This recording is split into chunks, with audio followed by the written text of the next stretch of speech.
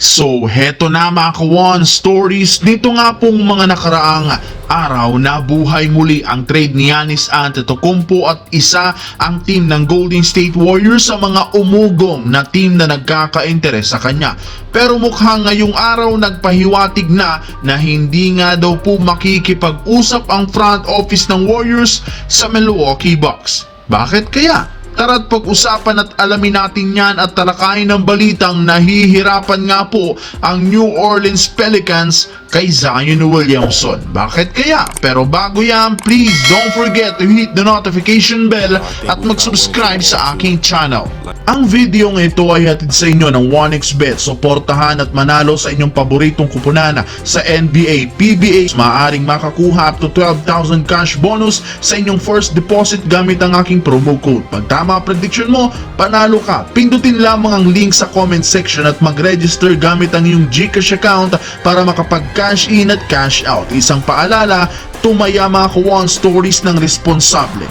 Kung sa simula nga po mga kawan stories ng regular season, isa ang Golden State Warriors sa mga interesadong team kay Giannis Antetokounmpo mula sa Milwaukee Bucks sa isang trade, tuluyan na rin naman nga itong nagbago matapos ang kanilang pagkapanalo sa mga nakalipas na laban. In fact, mas gusto nga po nilang kunin ngayon si Jimmy Butler mula sa Miami Heat kesa kay Giannis na merong napakalaking trade value na hindi nila afford na ibigay sa Milwaukee Bucks. Kaya kung sakali man nga pong gumawa sila ng trade, si Jimmy Butler na lamang ang ikukonsidera nila. Pero ayon sa isang analyst, mukhang malabo rin naman nga pong gumawa pa ang front office ng Warriors ng trade ngayong taon dahil sa napakagandang performance na ipinapakita nila.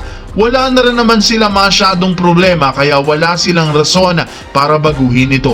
Dahil dyan sa pagkakaroon nila ng record na 6-1 sa standings ng West, inilagay na nga sila ng NBA sa panlimang pwesto sa pinakaunang power rankings sunod sa mga teams ng Phoenix Suns, Boston, Cleveland Cavaliers at OKC Thunder.